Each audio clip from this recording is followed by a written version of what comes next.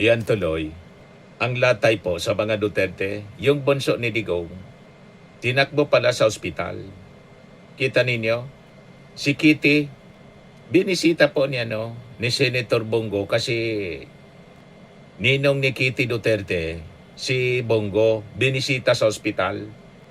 Kita ninyo, mga kababayan, yan kasi hindi kayo naniniwala sa warning ng Bible na never wish ill to other people.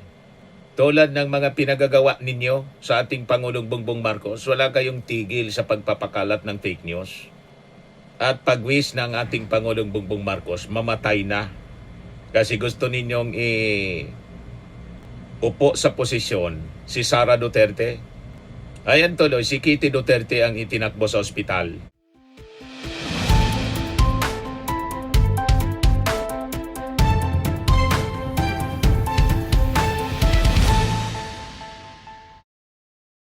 Hello po mga kababayan, si Dante Maravillas.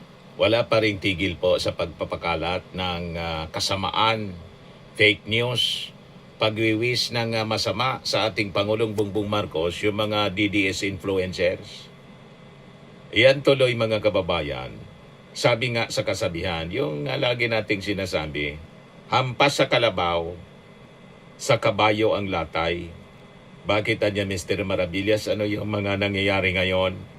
Ayan wala pa rin silang walang tigil pa rin sila sa pagpakalat ng fake news. Ito yung pinapakalat niyo. Again guys, di papatay. Itodo lang natin ang dasal. Yan ang isa sa mga rabid DDS mga kababayan na nagpapakalat ng fake news laban sa ating Pangulong Bongbong Marcos. Iyan tuloy, ang latay po sa mga Duterte, yung bunso ni Digong, tinakbo pala sa ospital. Kita ninyo, si Kitty, binisita po niya ni Senator Bongo kasi ninong ni Kitty Duterte, si Bongo, binisita sa ospital. Kita ninyo, mga kababayan, yan kasi hindi kayo naniniwala sa warning ng Bible na never wish ill to other people. Tulad ng mga pinagagawa ninyo sa ating Pangulong Bongbong Marcos, wala kayong tigil sa pagpapakalat ng fake news. At pag-wish ng ating Pangulong Bongbong Marcos, mamatay na. Kasi gusto ninyong upo sa posisyon si Sara Duterte. Ayan tuloy, si Kitty Duterte ang itinakbo sa ospital.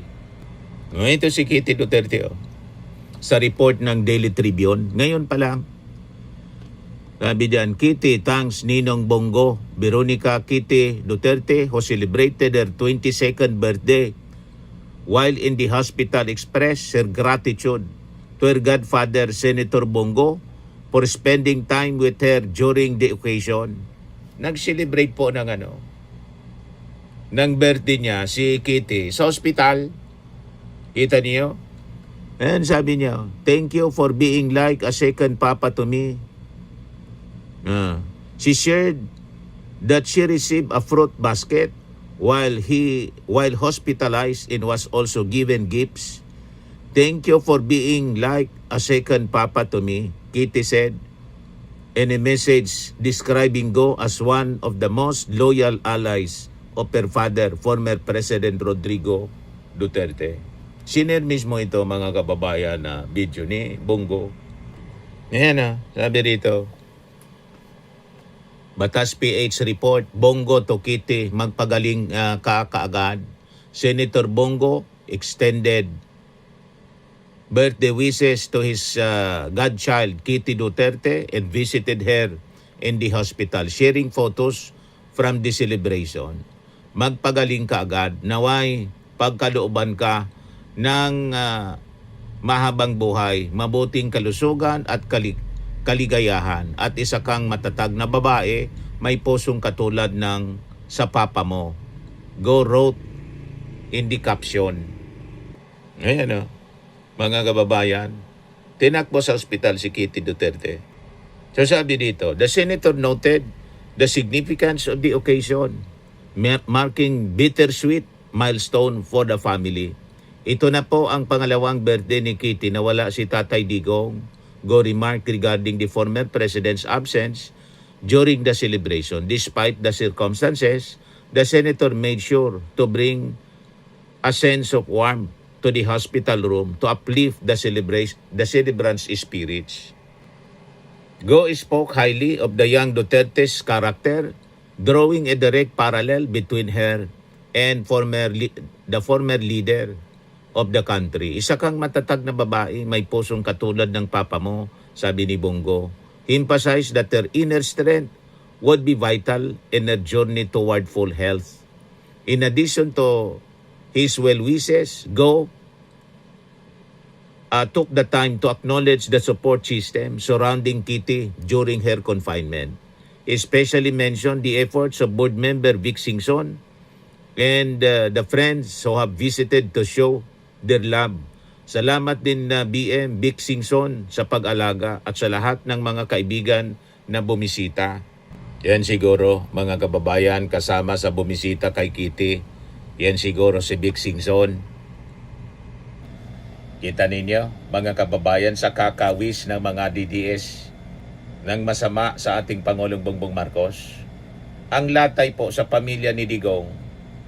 Kita ninyo? Wala kayong kadala-dala. Ito mismo yung post ni Bongo 17 hours ago pa lang.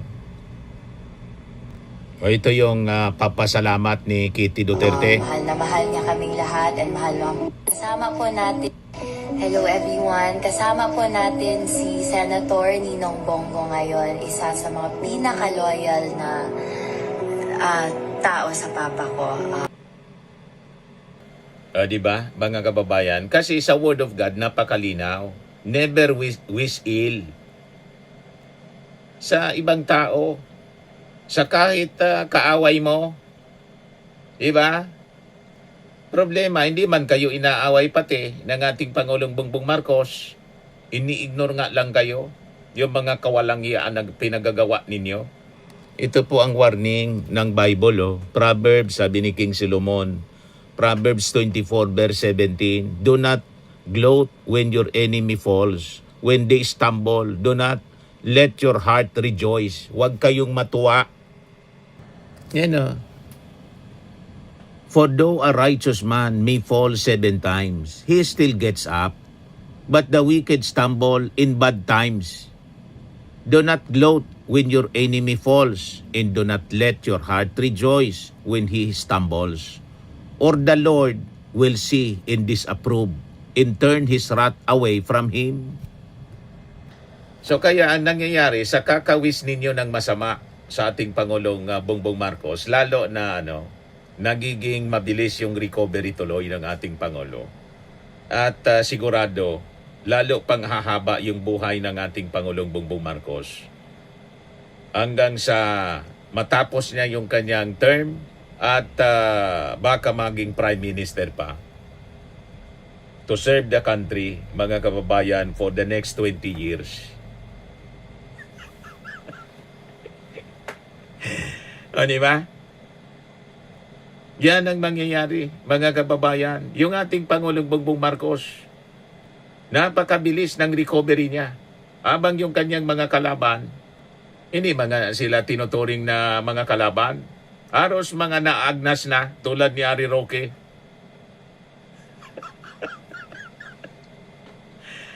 Ano ba? Ngayon si Harry Roque, tingnan ninyo. Parang maagnas na. Parang hindi na naliligo. O sige pa ang ablada. Catch me if you can. Tingnan ninyo ang itsura ni Harry Roque. Naagnas na. Sa kakawis ng masama sa ating Pangulong Bongbong Marcos, ng mga Duterte, at ng kanyang mga minions, ang tama sa kanila, ang buwelta sa kanila.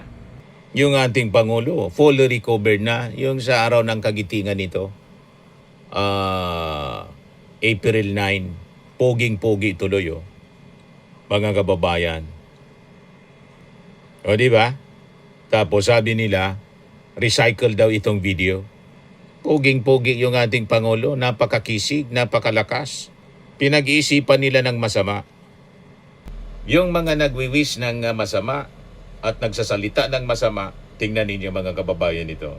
Si Mijaldea, nung birthday ni Digong, nagsasalita mga kababayan doon sa sa Davao. O ito yung sinapit. Ito ang mga sagot niya sa akin. Dili kong pinakadisod Oh. Muntik ng kalawitin ni kamatayan po. sa serbisyo sa katauhan. You see? Ang aking pananalita ngayon, sapagkat kung sundin ko ang tagumpati ni Atty. Abisado kanina, baka hindi ko matatapos ang aking speech. So, di ba, mga kababayan, munti ka na sa kakadaldal niya ng masasama laban sa ating Pangulo. Ito ang mga sagot niya sa akin. Dili kong pinakadisod pero apil na ni sa serbisyo sa katauhan.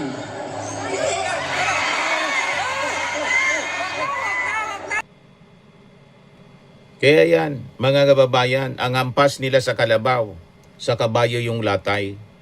Kawiwis nila ng masama, si Kitty Duterte yung na-hospital. You see? Kawiwis ng masama nila sa ating Pangulong Bongbong Marcos. Never wish ill. Yan ang malinaw na sinasabi sa Bible. Ituloy-tuloy lang ninyo ang inyong kasamaan. May paglalagyan kayo niyan. Sige kayo. Ayan man lang po mga kababayan, ang short video natin na nakakalungkot. Tayo, ang wish natin na maging mabilis yung recovery po ni Kitty Duterte. Never tayo na mag-wish ng masama sa kahit kanino man.